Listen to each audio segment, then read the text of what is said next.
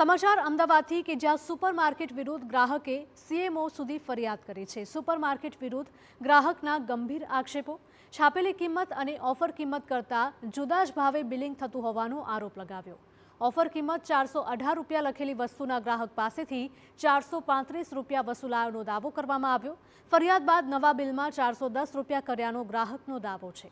ગ્રાહકે કરચોરીના કૌભાંડની પણ આશંકા વ્યક્ત કરી।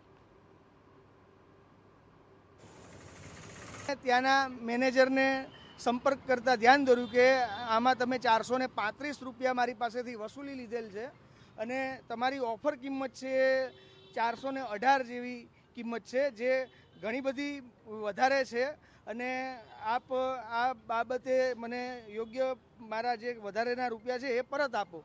તો તે લોકોએ મને એ વસ્તુના રૂપિયા પરત આપ્યા અને બીજું બિલ જનરેટ કરી આપ્યું અને બીજું બિલ પણ એક ભૂલ છુપાવવા જાણે બીજી ભૂલ કરતા હોય એવી રીતે એ 410 રૂપિયાનું બિલ મને જનરેટ કરીને આપ્યું। સેમ સમયે તરત ને તરત એ જ તારીખે સેમ પ્રોડક્ટનું